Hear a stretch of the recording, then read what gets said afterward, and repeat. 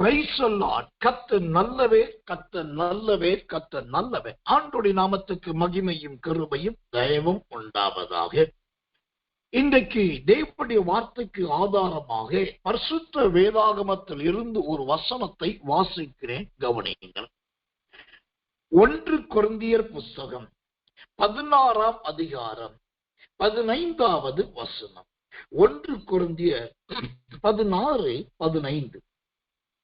சகோதரரே, ஸ்தேவானுடைய வீட்டார் அகாயா நாட்டிலே முதற்பலனானவர்கள் என்றும் பரிசுத்தவான்களுக்கு ஊழியம் செய்யும்படிக்கு தங்களை ஒப்புவித்திருக்கிறார்கள் என்றும் அறிந்திருக்கிறீர்களே.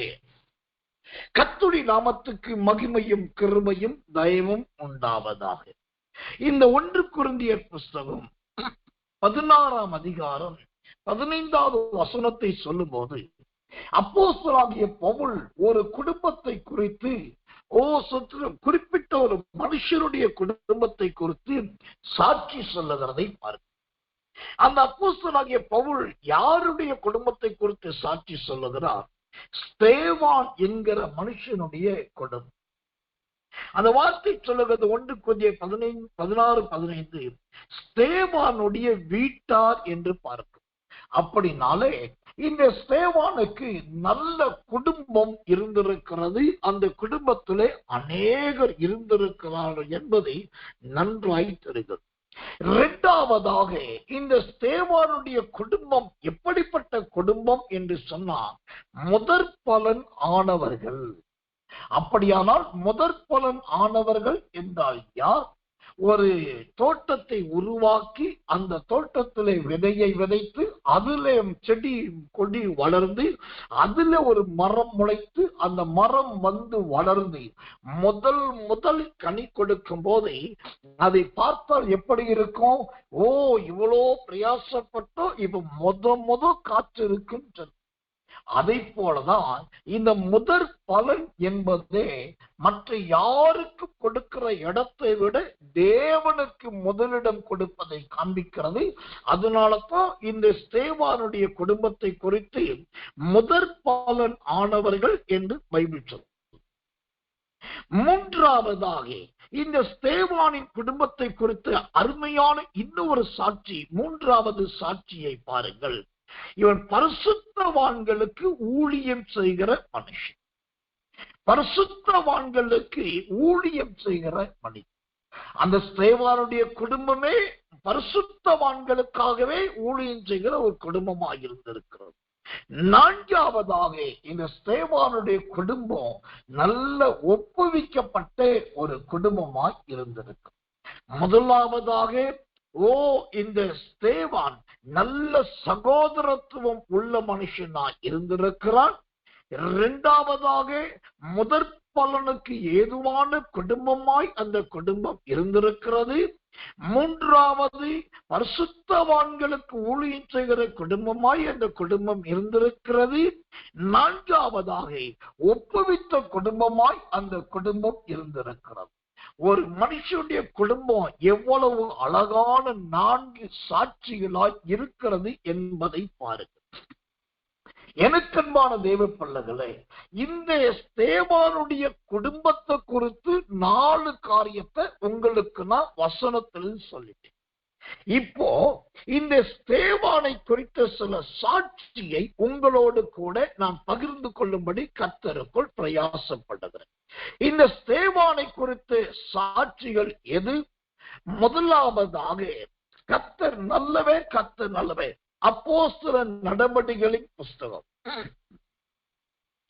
6ஆம் அதிகாரம் 8வது வசனத்தை வாசித்தால் இந்த ஸ்தேவானை குறித்து தேவனுடைய வசனம் சொல்லுது, அவன் விசுவாசத்தினாலும் வல்லமையினாலும் நிறைந்தவனாய் ஜனங்களுக்குள்ளே பெரிய அற்புதங்களையும் அடையாளங்களையும் செய்தான் என்று பார்க்கிறோம். இதுல முதலாவது விசுவாசத்தினால். இந்த விசுவாசத்தினால் என்றால் என்ன? இந்த விசுவாசத்தினாலும் என்பது எதை குறிக்கிறது? எனக்கன்பான தேவ பிள்ளைகளே, அப்ப விசுவாசத்தினால் என்று சொன்னாலே அதற்குள் ஏதோ ஒரு சத்தியம் இருக்கிறது என்றுதான் அர்த்தம். அப்ப இந்த விசுவாசத்தினாலும் என்பது எதற்கு இணையா இருக்குது? ஒரு வசனத்தை வாசிக்கிறேன். அப்போஸ்தலர் நடபடிகள் புஸ்தகம் 11ஆம் அதிகாரம் 24வது வசனம். அப்போஸ்தலர் 11:24. அவன் நல்லவனும் பரிசுத்த ஆவியினாலும் விசுவாசத்தினாலும் நிறைந்தவனாய் இருந்தான். அநேக ஜனங்கள் கர்த்தரிடமாய் சேர்க்கப்பட்டார். ஆமென். இந்த ஸ்தேவானுடைய சாட்சியுள்ள ஜீவியத்துக்கு முதல் ஆதாரம் என்னன்னா, அப்போஸ்தலர் 6:8 சொல்லுகிறபடி அவன் நல்ல விசுவாசத்தில் நிறைந்தான். அந்த விசுவாசத்தில் நிறைந்திருப்பது என்றால் என்ன அர்த்தம் தெரியுமா? நல்லவனாய் தன்னை வாழ்ந்து காட்டுவதுதான் விசுவாச வாழ்க்கையின் முதல் படி. இங்கே நாம் கவனிக்க வேண்டிய ஒரு வார்த்தை உண்டு. கிறிஸ்தவனாய் வாழ்கிறவர்கள் இன்றைக்கு அநேகர் இருக்கிறார்கள். கிறிஸ்துவுக்காக வாழ்கிறவர்களும் ஏராளமாய் இருக்கிறார்கள். இங்கு நான் சற்று வெளிப்படையாகவும் மனம் திறந்து பேசுகிறேன். நீங்கள் கிறிஸ்தவனாய் வாழுவதை விட அல்லது கிறிஸ்துவுக்காக வாழுவதை விட ரொம்ப முக்கியம் இந்த அப்போஸ்தலர் 11:24 சொல்லுகிறபடி நல்லவளாக வாழ்வதுதான் அந்த தேவனுக்கு நீங்க வாழ்ற சாட்சியின் ஜீவியமாயிரு. கர்த்தருக்கு மகிமை உண்டாவதா. அப்போ இன்றைக்கு நல்லவனாய் இருப்பது எப்படி? நல்லவனாய் இருப்பது எப்படி? அதற்கு முதல் படி ஒன்று விசுவாசம் தேவை. இரண்டாவது படி அந்த அப்போஸ்தலர் 11:24 சொல்லுது, பரிசுத்த ஆவியினால் நிறைந்தவன். நல்லவன் அல்லது நல்லவள் என்று சாட்சி பெறணும்னா அந்த நல்லவன் என்ற வார்த்தைக்கு இடதுபுறத்துல விசுவாசம் இருக்க வேண்டும். அந்த நல்லவன் அல்லது நல்லவள் என்ற வார்த்தைக்கு வலதுபுறத்துல பரிசுத்த ஆவி இருக்க வேண்டும். ஒரு முதல் எடுத்தோன விசுவாசம், இரண்டாவது நல்லவன், அடுத்தது பரிசுத்தாவி. அப்ப பரிசுத்தாவிக்கும் விசுவாசத்துக்கும் நடுவில் இருப்பதுதான் நல்ல மனுஷனுடைய குணமாய் இருக்கிறது, நல்ல மனுஷனுடைய வாழ்க்கையாயிருக்கிறது. கர்த்தர் நல்லவே, கர்த்தர் நல்லவே, கர்த்தர் நல்லவன். அப்போ எனக்கன்பான தேவ பிள்ளைகளே, இந்த நல்லவன் என்று சொல்லப்படுகிற சத்திரம் இந்த சாட்சி பெற்ற அனுபவம் யாரிடத்தில் இருக்கிறது? யாருக்கு முன்பாய் இருக்கிறது? அப்போஸ்தலர் நடபடிகள் புஸ்தகம் 22ஆம் அதிகாரம் 12வது வசனத்தை வாசித்தால் அங்கு கொர்நேலியு என்று சொல்லப்படுகிற ஒரு மனுஷனை குறித்து பார்க்கும். அந்த மனுஷனை குறித்து தேவனுடைய வார்த்தை இவ்விதமாய் சொல்லுகிறது, அப்பொழுது வேத பிரமாணத்தின்படியே பக்தி உள்ளவனும் அங்கே குடியிருக்கிற சகல யூதராலும் நல்லவன் என்று சாட்சி பெற்றவனுமாகிய மனுஷன், கர்த்தர் நல்லவர், சாட்சி பெற்ற நல்லவர் என்று சாட்சி பெற்ற, மன்னிக்கணும், கொர்நேலியு கிடையாது, அனனியா. இந்த அனனியா என்கிற மனுஷனை குறித்து அப்போஸ்தலனாகிய பவுல் சாட்சி சொல்லுகிறார். அங்கே குடியிருக்கிற எல்லாராலும், அதாவது யூதராலும் நல்லவன் என்று சாட்சி பெற்றவன் இந்த அனனியா. அப்ப நல்லா கவனிக்கணும், இந்த ஸ்தேவானுடைய வாழ்க்கை முதலாவது அவன் குடும்பம் 1 கொரிந்தியர் 16:15 படி 4 அடையாளங்கள் உடையதா இருக்கிறது. குடும்பத்துக்கே 4 அடையாளம் இருக்குதுன்னா அப்ப கண்டிப்பா இந்த ஸ்தேவானுக்கும் 4 அடையாளம் கண்டிப்பா இருந்திருக்கும். அந்த ஸ்தேவானுக்குரிய 4 அடையாளத்துல முதல் அடையாளம் தான் கர்த்தர் நல்லவன், அவன் விசுவாசத்தில் நிறைந்தவன். அந்த விசுவாசம் என்பது அவன் நல்லவன் என்பதற்கு நல்ல சான்றாய் இருக்கிறது. அதற்கு காரணம் பரிசுத்தாவின் அபிஷேகத்தில அவன் நிறைந்தவனாய் இருந்தான். எனக்கன்பான தேவ பிள்ளைகளே, இந்த தேவனுடைய வார்த்தை கண்டிப்பாய் உங்களை சற்று உணர்வுள்ளவர்களாய் மாற்றும் என்று நான் நம்புகிறேன். இந்த கடைசி காலத்திலே ஊழியம் அல்லது ஊழியக்காரர்கள் அல்லது அப்போஸ்தலர்கள் அல்லது தீர்க்கதரிசிகள் அல்லது சுவிசேஷகர்கள் அல்லது சுவிசேஷகர்கள் அல்லது பகுதி நேர ஊழியர்கள் என்று பலதரப்பட்ட விதமான ஊழியம் செய்கிறவர்கள் இருக்கிறார்கள். ஆண்டவருக்காக அதை செய்கிறேன் இதை செய்கிறேன் என்று சொல்லுகிறவர்கள் இருக்கிறார்கள். ஆனால் அவர்கள் ஜீவியம் எல்லாருக்கும் முன்பாக இந்த அனனியாவை போல இந்த ஸ்தேவானை போல விசுவாசத்திலும் நல்லவர்களாகவும் இருக்கிறதா என்பது தான் கவனிக்க வேண்டிய முக்கியமான காரணம். தேவனுக்கு மகிமை உண்டாவதாக. நல்லவன் என்று சாட்சி பெறுவது, நல்லவள் என்று சாட்சி பெறுவது அவ்வளவு சுலபமான காரியம் கிடையாது. ஆனால் ஒரு முறை அந்த சாட்சியை நாம் பெற்றுவிட்டோம் என்று சொன்னால், நாம் எங்கோ தேவனுக்கு ஏற்ற ஒரு விசுவாசத்துல மாறி இருக்கிறோம், வளர்ந்திருக்கிறோம் என்றார். தேவனுடைய நாமத்துக்கு மகிமை உண்டாவதாக. ஒரு முறை அறந்தாங்கி மன்னிக்கணும் சுத்திரம் ராமநாதபுரம் மாவட்டத்துல ஒரு மரணத்துக்கு நான் சென்றேன். ஒரு வயதான மனுஷன், அவர் இறந்தவருக்கு வயது கிட்டத்தட்ட 103 வயது இருக்கும். 103 வயது கடந்த அவர் அந்த இடத்துல மறித்து விட்டார். எனக்கு செய்தி வந்தது, நம்ம ஊழியத்துல முக்கிய குடும்பம், அதனால நான் இந்த மரணத்தை அடக்க ஆராதனைக்கு சென்றது. அப்போ அங்க போன போது அந்த மறித்த மனுஷன் நல்ல தேவ மனிதன். அவருடைய பிள்ளைகள் எல்லாருமே நம்பர் 1 பயங்கர லக்ஸூரியா இருக்கிறாங்க. தமிழ்நாட்டின் பிரதானமான உயர் பதவிகளில் இருக்கிறார்கள். தனித்தனி அதிகாரிகளாய் இருக்கிறார். இவர் மறித்தவரோ ஒரு ஆசிரியராக இருந்து மறித்து போனார். அவருக்கு வயது 103 வயது கடந்தது. அப்போ அந்த அடக்காராதனை போன போது அவனுடைய கிருபை எனக்கும் மசூத்திரம் விசேஷித்த அழைப்பு கொடுத்து அழைத்திருந்தார்கள். முன்பாக அமர்ந்திருந்தார். அப்போ அவரை குறித்து சாட்சி சொல்லுகிறவர்கள் வாருங்கள் என்று குறிப்பிட்ட போது சிலர் வந்தார். அதிலே திடீரென்று ஒரு முகமதிய சகோதரி, அவங்க வஸ்திரம் உடுத்தி அதுல மேல துப்பட்டாவெல்லாம் போட்டு முக்காடெல்லாம் போட்டுக்கிட்டு வேகமா முன்னாடி வந்தாங்க. வந்து மைக்கு முன்னாடி நின்று அந்த மரித்து போன 103 வயது கடந்த பெரியவரை குறித்து அப்படி ஒரு அனுபவ சாட்சியை சொன்னார். நான் முஸ்லீம் தான், ஆனா இந்த ஐயா கிறிஸ்தவரு, ஆனா நான் சின்ன பிள்ளையா இருக்கும் போது இவர் எனக்கு ட்ரெஸ் வாங்கி கொடுத்திருக்காரு. நான் பள்ளிக்கூடத்துக்கு போகும்போது இவ்வளவு கஷ்டப்பட்டேன். ஆனா இவர் வாங்கி கொடுத்த ட்ரெஸ், இவர் சொல்லி கொடுத்த பாடங்கள் இன்னைக்கு என் வாழ்க்கையை இப்படி தரம் உயர்த்தி இருக்கு. எனக்கு மட்டும் கிடையாது, எத்தனையோ பேருக்கு இவர் தகப்பனா இருந்திருக்கிறார்கள் சொல்லி இன்னும் நிறைய காரியத்தை சொல்லி அந்த முகமதிய சகோதரி ஓவென்று தேம்பி அழுதார்கள். அப்ப நல்லா கவனிங்க, இதுதான் விசுவாச வாழ்க்கையில நல்லவன் என்பதற்கான ஒரு ஆதாரம். இன்றைக்கு விசுவாச ஜீவியம் அல்லது விசுவாசத்தோடு வாழ்கிற வாழ்க்கை என்று சொல்லிவிட்டு நல்லவன் நல்லவன் என்கிற அனுபவத்தை இழந்தவர்களா இருக்கிறோம். ஆனால் இந்த ஸ்தேவானம் அல்லது அனனியாவும் நல்லவர்கள் என்று பெயர் பெற்றார்களே, அதற்கு 2 காரணம். ஒன்று, இடதுபுறத்தில் இருந்தது விசுவாசம், வலதுபுறத்தில் இருந்தது பரிசுத்தாவி. அந்த 2க்கும் நடுவே இருந்தது நல்லவன் நல்லவள் என்கிற அனுபவம்.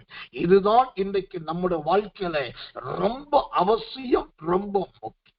கர்த்தர் நல்லவே, கர்த்தர் நல்லவே, கர்த்தர் நல்லவர்.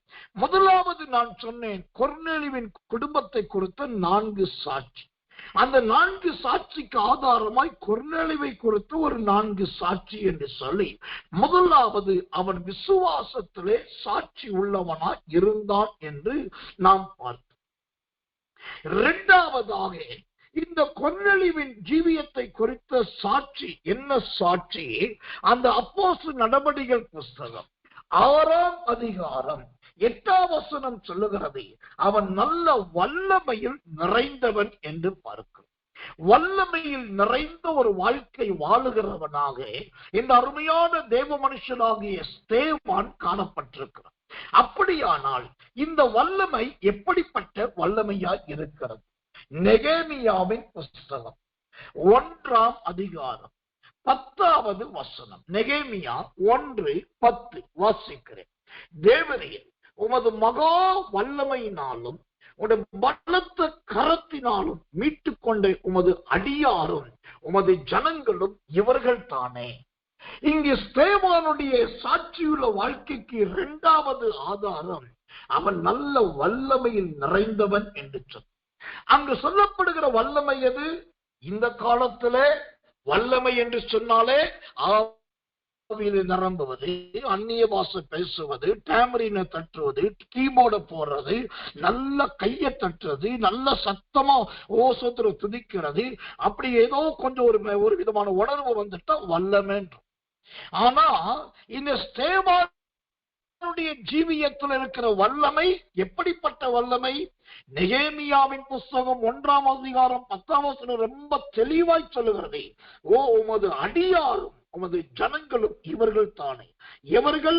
அந்த வசனம் சொல்லுது, உமது மகா வல்லமையினாலும் உடைய பலத்த கரத்தினாலும் மீட்டு கொண்ட. இந்த தேவனுடைய வல்லமை ஸ்தேவானுக்குள் இருந்தது என்று சொன்னால் அது எப்படிப்பட்ட வல்லமை? மீட்டு கொள்ளுகிற வல்லமை. அப்ப ஸ்தேவானுடைய வல்லமை யாரை மீட்டுக் கொண்டது? அதுதான் இங்கு கவனிக்க வேண்டிய கேள்வியாயிருக்கிறது.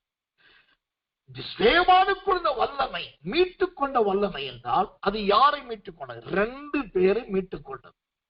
முதலாவது ஸ்தேவானாகிய அவனையே அந்த வல்லமை மீட்டுக் கொண்டது. அதற்கு ஆதாரம் அந்த அப்போஸ்தலர் நடபடிகள் புஸ்தகம் 7ஆம் அதிகாரத்தின் இறுதி பகுதியை வாசித்தால், ஸ்தேவான் மீது கல்லெறியும் போது இயேசுவானவர் சிங்காசனத்தை விட்டு எழுந்து நிற்கிறார். அங்கு வானம் திறக்கப்படுகிறதையும் பார்க்கிறோம்.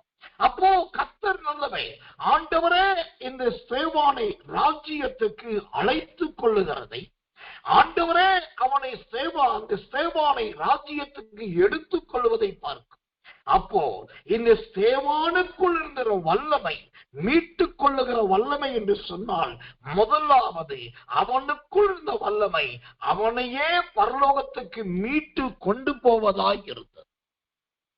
நான் சொன்னேன், இந்த ஸ்தேவானுக்குள் இருந்த வல்லமை 2 பேரை மீட்டுக் கொண்டது என்று சொல்லி. முதலாவது இயேசு ஸ்தேவானை மீட்டுக் கொண்டார். 2வது மீட்கப்பட்டவன் யார் என்று சொன்னால், அப்போஸ்தலர் நடபடிகள் 8ஆம் அதிகாரம் 1-2 வசனங்களை வாசித்தா அங்கு பவுல் சொல்லுகிறார், ஓ கர்த்தர் நல்லவே, அவனை கல்லெறியும் போது நானும் அங்கே இருந்தேன். ஓ சோத்திரம். அப்போ அந்த சவுல் என்கிற பவுலை ஆண்டவர் தொடுகிறார். அந்த ஸ்தேவானுடைய மரணம் ஒரு சவுலை பவுலாக மாற்றி, ஓ தமஸ்குவின் ஒளிமுக வாசலிலே ஆண்டவர் அவனை சந்தித்து, அங்கு தேவ மனுஷன் மூலமாய் கண்கள் இருக்கிற செதிலை வெளியே தள்ளி, ஓ அவன் ஞானஸ்நானம் பெற வைத்து, பரிசுத்தாவி பெற வைத்து, தாமதமின்றி கிறிஸ்துவே தேவன் என்று ஆலயங்களில் பிரசங்கிக்கிறவனாய் இந்த பவுல் மாறி. இப்ப ஸ்தேவானுக்குள் காணப்பட்ட அந்த வல்லமை, ஒன்று அவனை மீட்டுக் கொண்டது, 2வது அவனுடைய உபதேசத்தை கேட்ட சவுலை பவுலாக மாற்றி தேவனுடைய ராஜ்யத்துக்கு கொடுத்தது. இப்ப அந்த மீட்டுக் கொள்ளுகிற காரியம், அதாவது ஸ்தேவானுக்குள் இருந்த வல்லமை மீட்டுக் கொண்டது என்று சொன்னேன். மீட்டுக் கொண்ட அந்த வல்லமை 2 வேலைகளை செய்தது. அந்த வல்லமை செய்த 2 வேலையை பாருங்க. என்ன 2 வேலை? ஒன்று, இந்த தேவனுடைய வல்லமையானது ஒன்று ஸ்தேவானை பரலோகத்துக்கு கொடுத்தது, இன்னொன்று சவுலை பவுலாக்கு இந்த பூமிக்கு கொடுத்தது. இன்றைக்கும் நிறைய பேர் சொல்றாங்க, என்கிட்ட வல்லமை இருக்குது, என்கிட்ட வரம் இருக்குது, என்கிட்ட அபிஷேகம் இருக்குது, என்கிட்ட கிருபை இருக்குது, என்கிட்ட தீர்க்க தரிசனம் இருக்குது, என்கிட்ட சொப்பனம் இருக்குது, என்கிட்ட வெளிப்பாடு இருக்குது, என்கிட்ட பிரசங்கம் இருக்குது, என்கிட்ட வசனம் இருக்குது, என்கிட்ட பாக்கியம் இருக்குது, எல்லாம் சொல்றாங்க. ஆனால் கேள்வி என்ன? உங்களுக்குள் இருக்கிற வல்லமை இதுவரைக்கும் யாரை மீட்டு கொண்டது? யோவான் சுவிசேஷம் 4ஆம் அதிகாரத்தை படிச்சு பார்த்தீங்கன்னா எல்லாருமே வெட்கப்பட்டு போக வேண்டிய ஒரு செய்தி அங்க இருக்கு. ஏன் வெட்கப்பட்டு போற செய்தி? அங்க ஒரு ஸ்திரீ இருக்கிறார். அவன் 5 புருஷனோட வாழ்ந்துட்டு 10வது 6வது புருஷன்கிட்ட வாழ்றான். ஆனா அந்த ஸ்திரீ கிட்ட இயேசு பேசுறார். இயேசு பேசிட்டு இருக்கும் போதே அவள் மொண்டு கொள்ள வந்தது கிணற்று தண்ணி, யோசேப்பின் கிணற்று தண்ணீரை. ஆனா பேசிட்டு இருக்கும் போதே அந்த கிணத்து தண்ணிக்கு பதிலாக அவளுக்குள் ஜீவ தண்ணி ஓட ஆரம்பிச்சு. ஜீவ தண்ணி ஓடின பின்பு கடைசியா அவன் பேசி முடிச்சுட்டு கிராமத்துக்குள்ள போறா பாருங்க. போய் நான் செய்தது எல்லாவற்றையும் ஒருவர் எனக்கு சொன்னார், அவரை வந்து பாருங்கள் என்று அழைப்பு கொடுத்தா பாருங்க. அந்த கிராமத்து மக்கள் எல்லாரும் இயேசுவிடத்தில் வந்து விட்டார். ஒரே ஒரு ஸ்திரீ எல்லாராலும் வேசு என்றும் விபச்சாரி என்றும் அவை கண்டவனோடு வாழ்கிறவள் என்றும் தாறுமாறாய் யார் பேசினார்களோ அந்த ஒரு ஸ்திரீ மூலமாக எல்லாரும் மீட்கப்பட்டார்கள். இதுக்கு பேர் தாங்க வல்லமை. இந்த வல்லமை இன்னைக்கு யாருக்கிட்ட இருக்குது? இந்த வல்லமை இன்னைக்கு யார்கிட்ட செயல்படுது? மேடையில நின்று 4 தீர்க்க தரிசனம் சொல்லுவது பெரிய வல்லமை கிடையாது. ஓ சுத்திரம் ஒரு வீட்டில் நுழைந்து தரிசனம் பார்த்து சொல்லுவது ஒரு பெரிய வல்லமை கிடையாது. ஸ்தேவானுக்குள் இருந்த வல்லமை நெகேமியா 1:10 அது அவனை மீட்டுக் கொள்ளுகிற வல்லமையாய் செயல்பட்டது. அவனையே மீட்டு பரலோகத்துக்கு கொண்டு போனது. அந்த ஸ்தேவான் மூலமா இன்னொருத்தனை மீட்டு இந்த பூமிக்கு சாரமாக உப்பாக கொடுத்து விட்டு போனது. இதுதான் நம்முடைய ஜீவியத்தில் காணப்பட வேண்டிய வல்லமை. இந்த வல்லமை யார்கிட்ட இருக்குது? ஓ இந்த வல்லமையை பெற்றுக்கொள்வதற்கு எத்தனை பேருக்கு வாஞ்ச இருக்குது? எனக்கு இப்படிப்பட்ட மீட்டுக் கொள்ளுகிற வல்லமை வேண்டும் என்று கேட்டவர்கள் யார்? இப்படிப்பட்ட சத்தியத்தை, இந்த ஆழமான உபதேசம் உள்ள வல்லமையை சோத்திரம் தேடி கண்டுபிடிக்கிறவர்கள் யார்? கர்த்தர் நல்ல வேண்டும். இன்னைக்கு பரிதாபத்திலும் பரிதாபம் ஒரு பெரிய பரிதாபம். அங்க ஒரு ஊழியக்காரர் வல்லமையா இருக்கிறார்னாக்கா இங்க 15 வருஷமா மெய்ப்பனை விட்டுட்டு அங்க ஓடிடுறாங்க. அங்க ஒரு ஊழியக்காரி தீர்க்க தரிசனம் சொல்றாங்கன்னா இங்க எத்தனையோ வருஷம் சத்தியத்தை கற்றுக் கொடுத்து சபையை விட்டுட்டு ஐக்கியத்தை விட்டு அங்க ஓடிடுறாங்க. இன்றைக்கு கூட்டத்தை விட்டு கூட்டமும் மந்தையை விட்டு மந்தையும் ஓடுகிற கூட்டம் தான் நிறைய இருக்கு. அதனாலதான் அந்த புதிதாய் வருகிற ஊழியக்காரர்கள் சோபிக்கிறது கிடையாது. ஆரம்பத்தில் பிரகாசிக்கிறார்கள், முடிவிலே சோபிக்காமல் போய்விடுகிறார்கள். காரணம், இந்த மந்தை மாறி வந்த கூட்டம், சபை மாறி வந்த கூட்டம், ஊழியங்கள் மாறி வந்த கூட்டம் எல்லாம் அவர்களை போய் பின்பற்றி பின்பற்றி பின்பற்றி அந்த ஊழியக்காரர்களை அப்படியே நேராக ஜனங்களை பார்க்க ஆரம்பித்து விடுகிறார்கள். அதனால் நடக்கிறது என்ன? அந்த ஊழியக்காரர்களும் கடைசியில சோபிக்காமல் அந்த பிரகாசத்தில் நிலைத்து நிற்க முடியாமல் முடிவிலே மங்கி போய் விடுகிறார்கள். இன்றைக்கு சொல்லுகிறேன், தயவு செய்து அங்கும் இங்கும் போடாது. இக்கரைக்கு அக்கறை பச்சைதான். அன்னைக்கு இருந்த மாதிரி ஐயா இன்னைக்கு இல்லை நீங்க சொல்லலாம், அது உண்மைதான். ஐயா என்னைக்கும் ஒரே மாதிரி இருக்க முடியாது. அம்மாவும் என்னைக்கும் ஒரே மாதிரி இருக்க முடியாது. ஆண்டவர் ஒருத்தர் தான் மாறாதவர், நேற்றும் இன்றும் என்றும். மனுஷன் மாறுகிறவன் தான். மனுஷன் பூமியிலிருந்தும் ஸ்திரீனுடைய வித்திலிருந்து வந்தவன். அவன் மாறதான் செய்வான், அவனுடைய வல்லமை மாறதான் செய்யும். அதற்காக நாம் நாளுக்கு நாள், நேரத்துக்கு நேரம், மாதத்துக்கு மாதம் ஊழியங்களையும் சபைகளையும் ஊழியக்காரர்களையும் மாற்றிக்கொண்டே இருப்போம் என்று சொன்னால் நாம் இருதயத்துக்கேற்ற போதவர்களை சேர்த்துக் கொண்டவர்களை போல மாறும். அப்ப இந்த வல்லமை நமக்குள் நிலைக்கும். அப்ப இங்கு தேவை என்ன? ஸ்தேவானுடைய வாழ்க்கையின் 2வது சாட்சி என்னன்னா, நல்ல வல்லமையுள்ள மனுஷன்.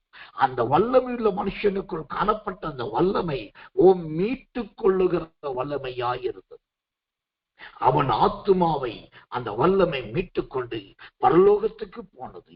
அவனிடத்திலிருந்த வல்லமை ஒரு சவுலை பவுலாக மீட்டு இந்த பூமிக்கு கொடுத்து விட்டு போனது.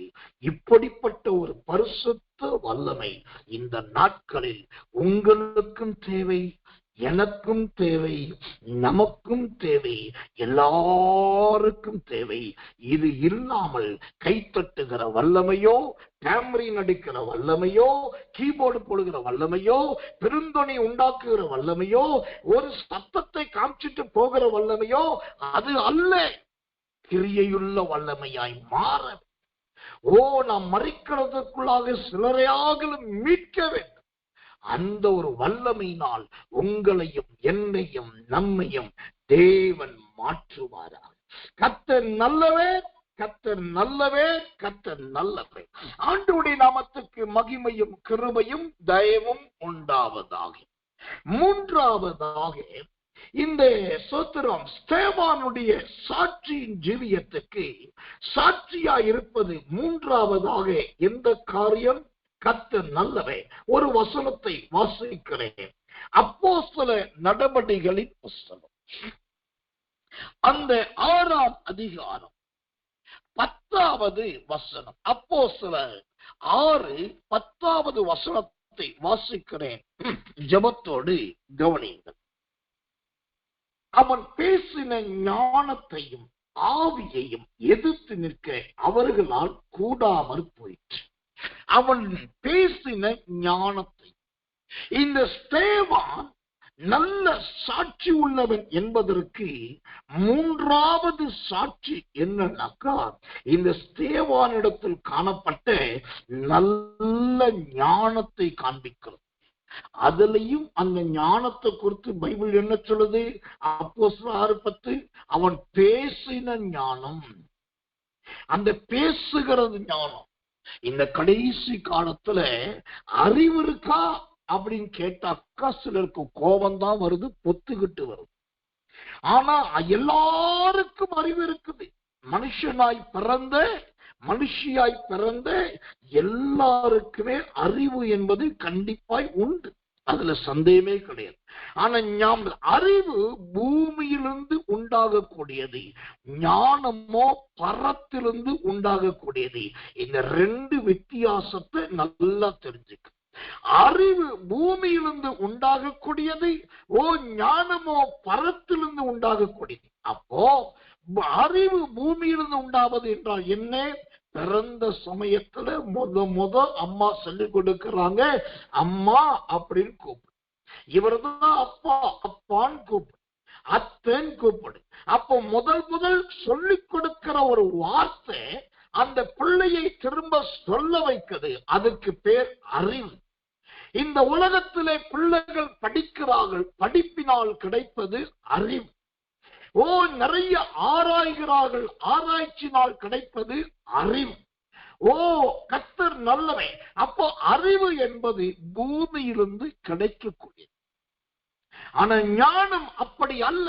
யாக்கோபின் புஸ்தகம் 1ஆம் அதிகாரம் 5வது வசனத்தின்படி கர்த்தர் நல்லவே, ஞானம் பரத்திலிருந்து உண்டாகி தம்முடைய பிள்ளைகளுக்கு கொடுக்கப்படுகிறது. இப்ப ஸ்தேவானுடைய ஜீவியம் மூன்றாவது சாட்சி உள்ளது என்று சொன்னால் எதிலே சாட்சி உள்ளது? நல்ல ஞானத்தில் சாட்சி உள்ளது. இந்த ஞானத்தை குறித்த ஒரு வசனத்தை உங்களுக்கு காண்பிக்கிறேன், கவனிங்கள். பிரசங்கியின் புஸ்தகம் 8ஆம் அதிகாரம் 1வது வசனம். பிரசங்கியின் 8:1. ஞானமுள்ளவனுக்கு ஒப்பானவன் யார்?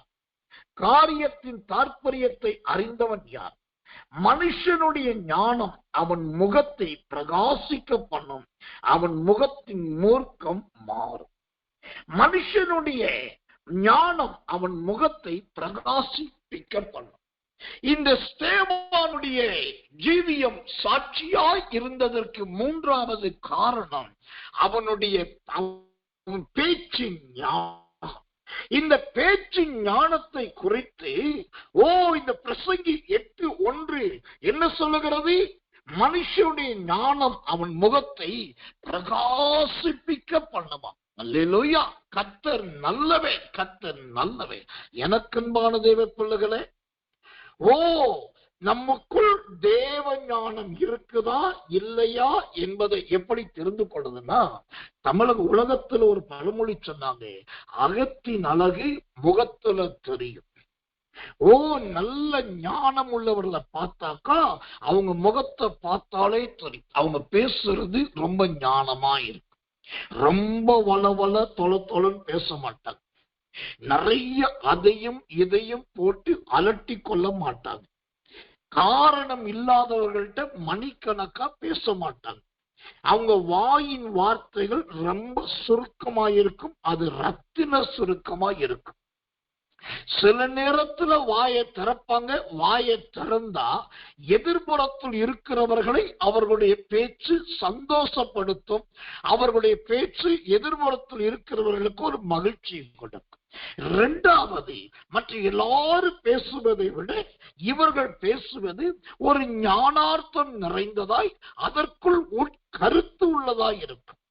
இதுதான் அந்த பேசுகிற ஞானத்துக்கு உள்ள விசேஷத்து. கர்த்தர் நல்லவை. இன்னைக்கு பலரும் பலவிதமா பேசுறாங்க, எப்படியோ பேசுறாங்க, ஏதேதோ பேசுறாங்க. கர்த்தர் நல்லவை.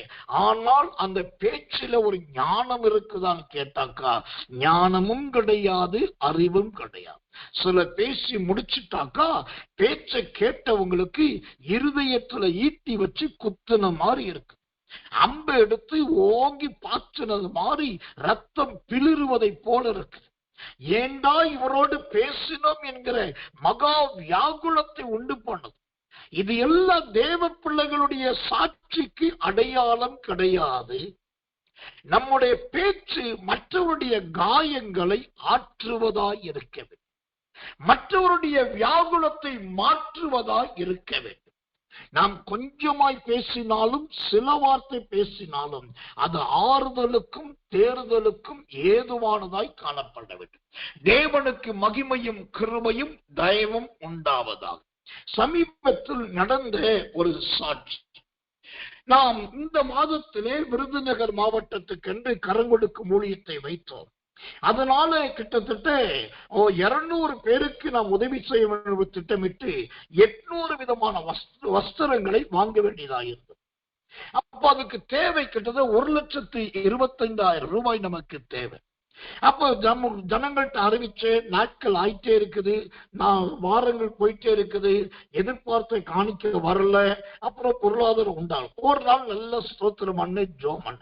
அப்போ என்னோட ஆவியிலே ஏவப்பட்டு உணர்த்தப்பட்ட 1-2 பேருக்கு நான் வாய்ஸ் நோட் அனுப்பி இப்படியா இந்த தேதியில கரங்கொடுக்க ஊழியத்தை வச்சிருக்கிறோம், இந்த காரியத்தை நீங்க ஏதாவது உதவி செய்ய விரும்பினால் தாராளம் செய்யலாம் என்று சொல்லி அவள் காணிக்கை அனுப்ப வேண்டாம் என்று பொருள் வாங்கி கொடுத்தால் போதும் என்று சொல்லி அனுப்பி. அங்க நான் எதிர்பார்த்தது நம்ம ஊழியத்திற்கு ரொம்ப அருமையான ஒரு குடும்பம், ஒரு பிரபல்யமான பெரிய குடும்பம். ஆனா நடந்தது என்ன, கரெக்டா அவங்கள்ட்ட இருந்து மட்டும் எனக்கு பதில் வந்தது. நான் எத்தனை பேருக்கு அனுப்பி வேற யார்கிட்ட இருந்தும் எந்த ரிப்ளை வரல, ஆன்சர் வரல. ஆனா அவங்கள்ட்ட மட்டும் ஒரு பதில் வந்தது. அவங்க என்ன சொல்லியிருந்தாங்கன்னா, பாஸ்டர் பிரைஸ் எல்லாம் நான் அப்படியே முயற்சிக்கிறேன், முடிஞ்சா இன்னொரு முறை பார்க்கலாம் அப்படின்னு ஷார்ட்டா ஒரு டெக்ஸ்ட் மெசேஜ் போட்டு விட்டாங்க. கர்த்தர் நல்லவை. ஆனால் நல்லா கவனிக்கணும், அவங்களுடைய பதில் போட்ட பிறகு நான் எந்த விதமான பதிலும் அல்லது போட மாட்டேன் என்றோ அல்லது வேற என்ன சொல்லுவேன்னு நினைத்தார்களோ தெரியல.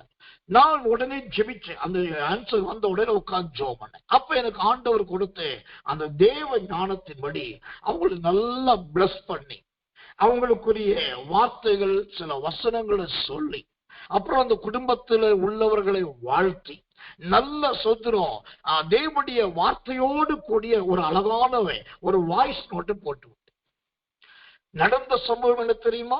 கர்த்தர் நல்லவே. இந்த வாய்ஸ் நோட்டை நான் இந்த அளவுக்கு அவங்களை பிளஸ் பண்ணி அவங்கள வாழ்த்தி எல்லாரையும் விசாரிச்சு டைம் ஸ்பெண்ட் பண்ணி இப்படி அனுப்புவேன் என்று அவங்க நினைக்கல. ஆனா இப்படி நான் எல்லாத்துக்கும் நேர்மாறாய் கோபப்படாமல் அல்லது முறுமுறுக்காமல் இவங்க எப்படி சொல்லிட்டாங்கன்னு வருத்தப்படாம இப்படி செய்யறது கூட மனசு இல்லைன்னு சொல்லி புலம்பாம எதுவுமே இல்லாம எல்லாத்தையும் சகிச்சுக்கிட்டு பொறுத்துக்கிட்டு அழகாக கர்த்தர் கொடுத்த ஞானத்தின்படி அவர்கள் விசாரித்தும் அன்பு பாராட்டி பதில் அனுப்பின. நடந்தது என்ன, அடுத்த சரியா ஒரு வாரம் கூட ஆகல, அவங்கள்ட்ட திடீரென்று ஒரு செய்தி வந்தது, இப்படியா இந்த ஊழியத்துக்கு நான் ஒரு காணிக்கை அனுப்பி இருக்கிறேன், தயவு செய்து பெற்றுக் கொள்ளுங்கள்.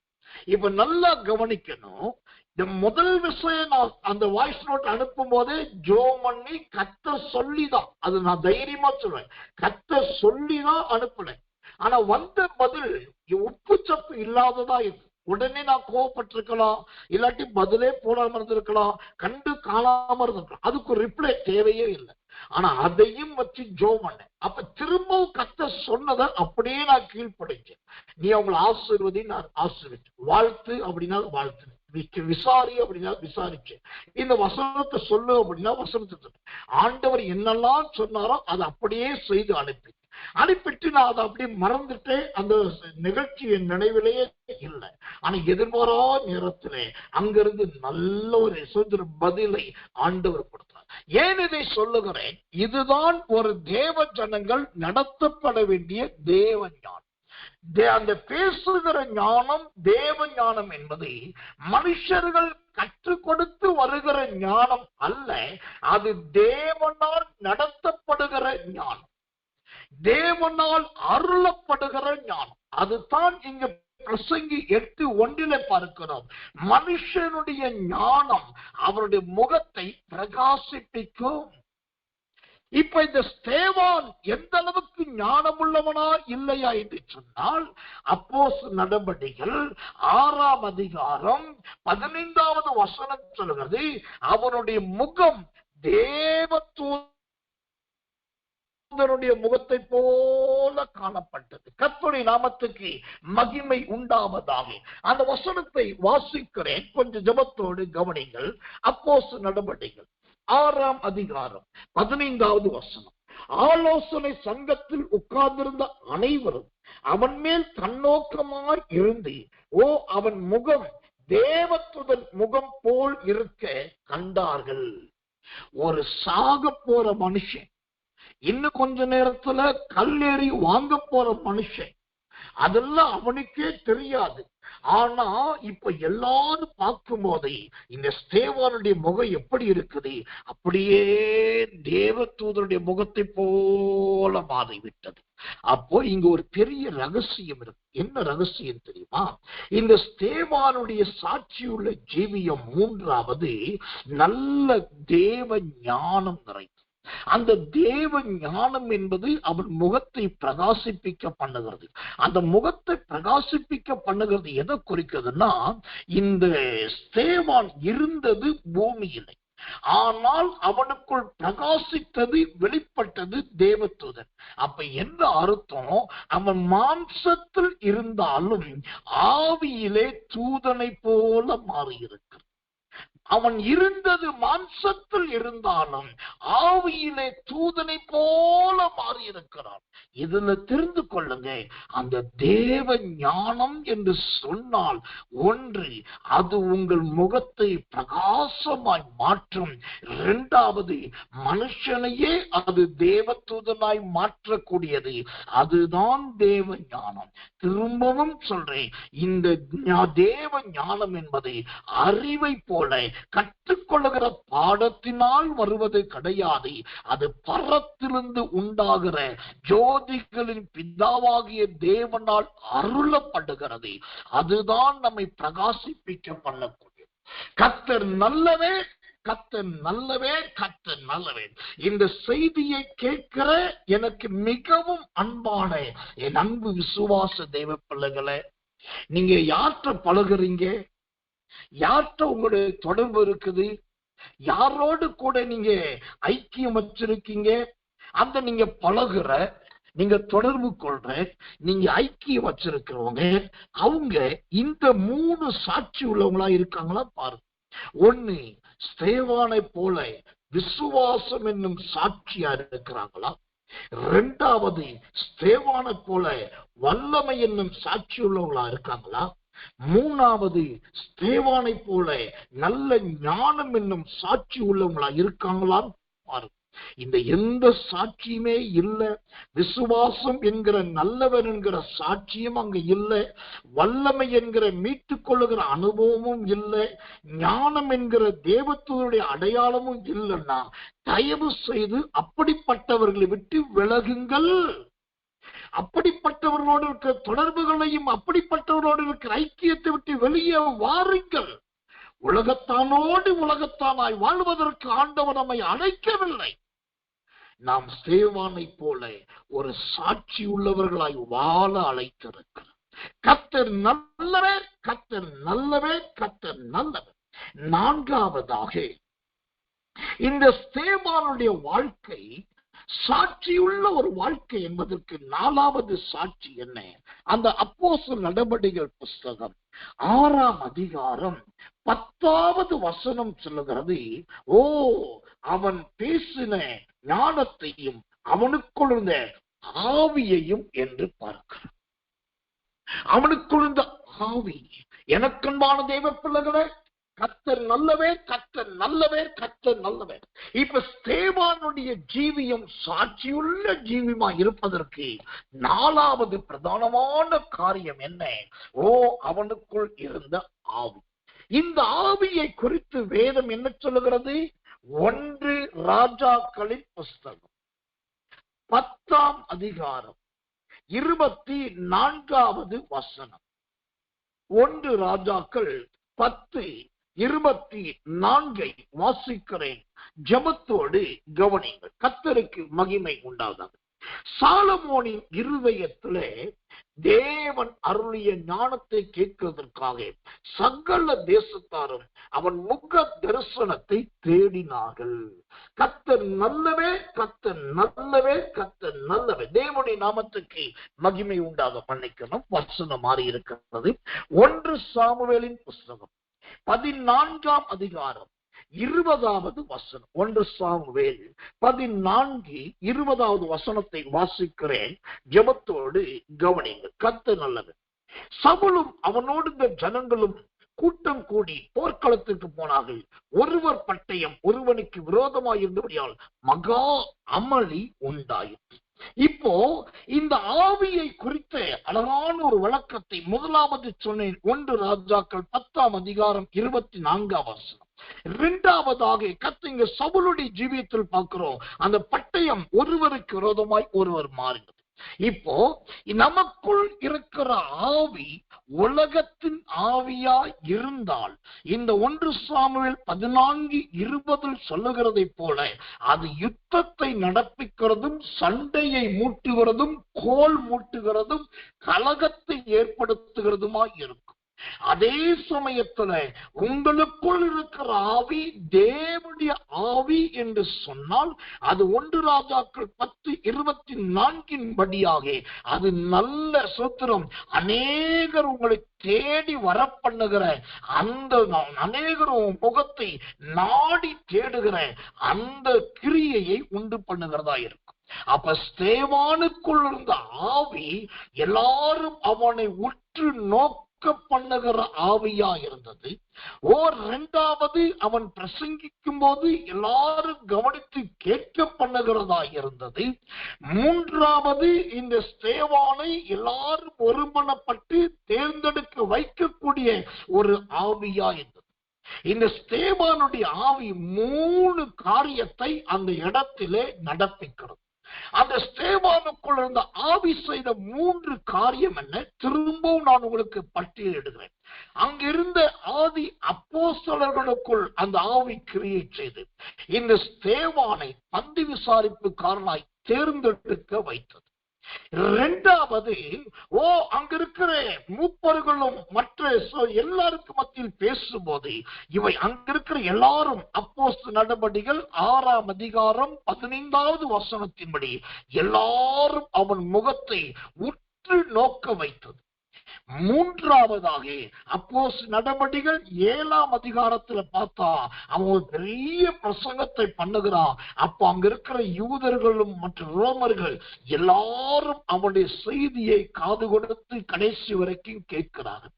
அப்போ இவனுக்குள் இருந்த அருமையான ஆவி ஒன்று அவனை தேவனுடைய ஊழியத்துக்கு தேர்ந்தெடுக்க வைத்தது.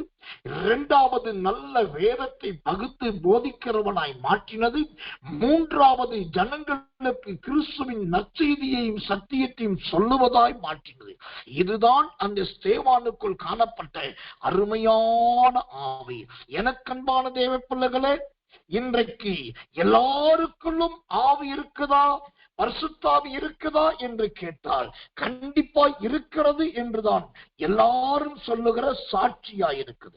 ஆனால் அந்த ஆவி சவுலை போல பட்டயத்தை உருவ பண்ணுகிறதும், சண்டை பண்ணுகிறதும், கோல் முட்டுகிறதும், கலகத்தை ஏற்படுத்துகிறதுமா இருக்கிறதா? அல்லது சோத்திரம் எல்லாரையும் முற்று கவர்ந்து பார்க்க வைக்கிற மகிமைக்குரிய சாட்சியாய் இருக்கிறதா என்பதுதான் நாம் கவனிக்க வேண்டிய முக்கியமான ஒன்றாயிருக்கிறது. கர்த்தர் நல்லவே, கர்த்தர் நல்லவே, கர்த்தர் நல்லவே. ஒரு வசனத்தை வாசிக்கிறேன்.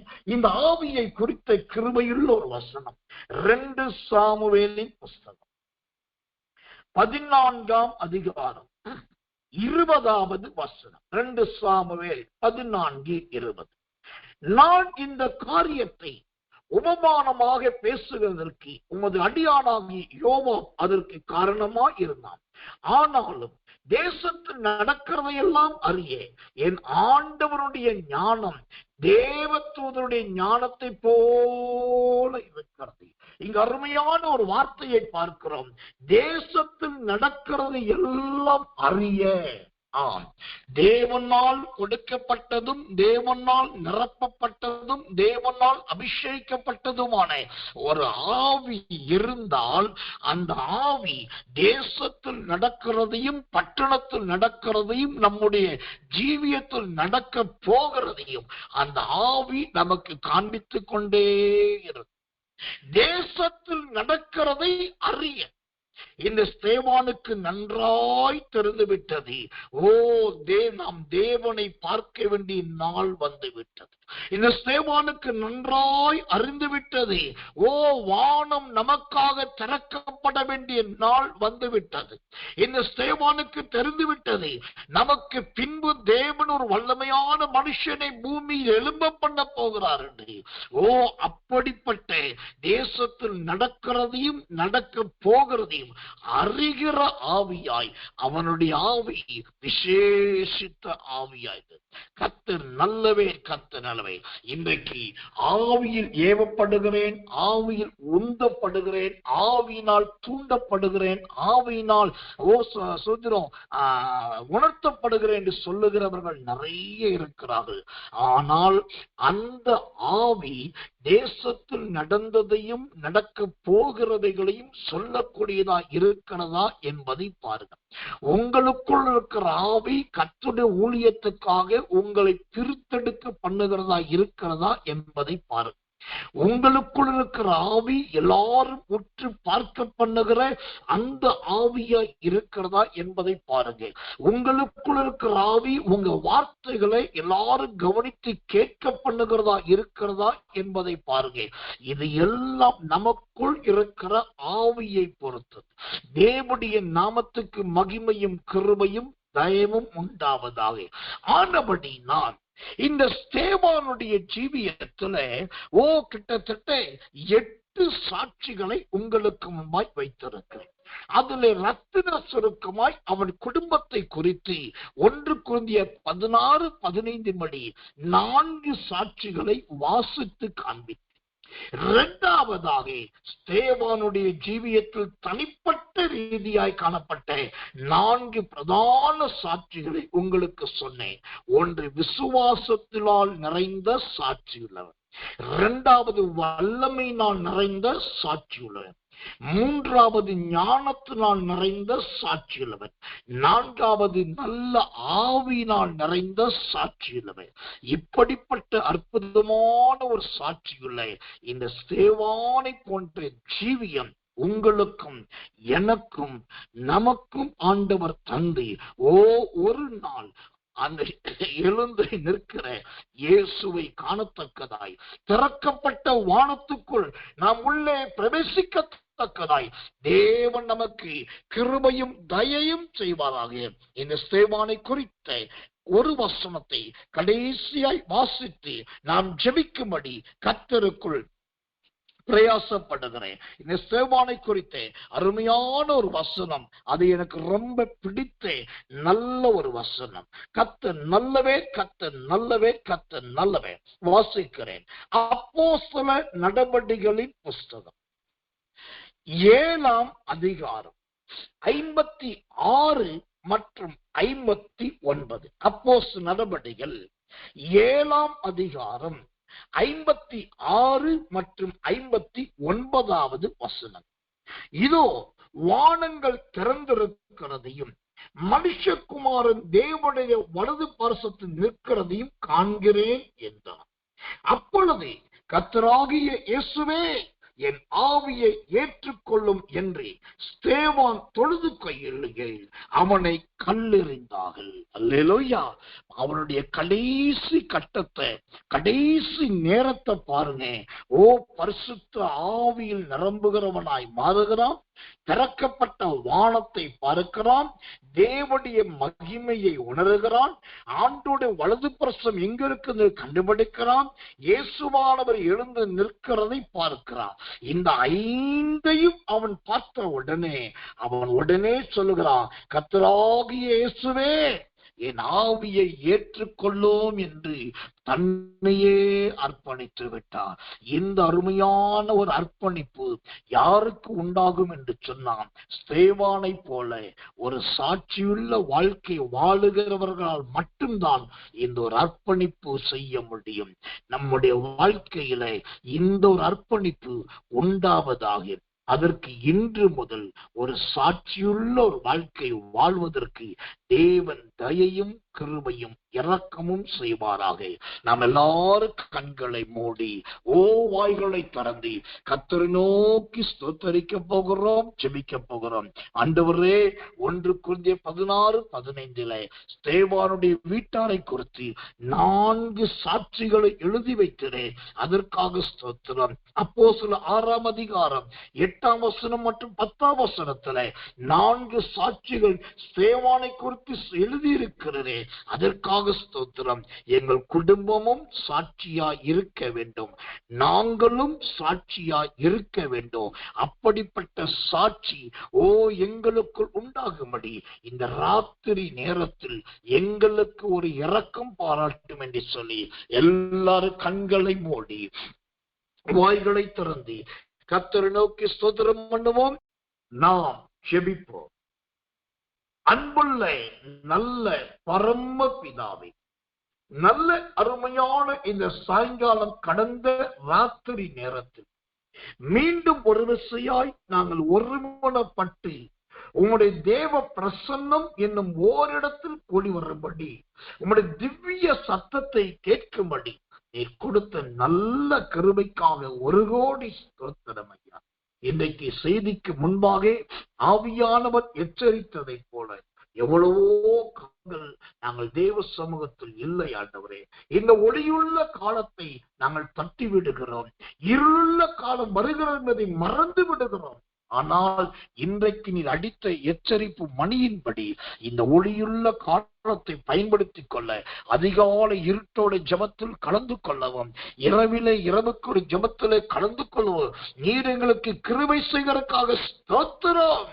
ஒரு உணர்வுள்ள இருதயம் எல்லாருக்குள்ளும் வருவதாக. அதே போல ஸ்தேவானை போல, ஸ்தேவான் குடும்பத்தை போல ஒரு சாட்சியுள்ள வாழ்க்கை வாழ தேவன் தயை செய்யும். ஆமாண்டவரே, அவனுடைய விசுவாசம் அவனை நல்லவனாய் மாற்றினதே. அதற்காக ஸ்தோத்திரம். ஸ்தேவானுடைய வல்லமை அவனையும் மற்றவனையும் மீட்டுக் கொள்ளுகிறதாய் மாறினதே. அதற்காக ஸ்தோத்திரம். ஸ்தேவானுடைய ஞானம் அவன் முகத்தை பிரகாசிப்பித்ததே. அதற்காக ஸ்தோத்திரம். ஸ்தேவானுடைய ஆவி அவனை ஊழியத்துக்கு பிரித்தெடுக்கிறது.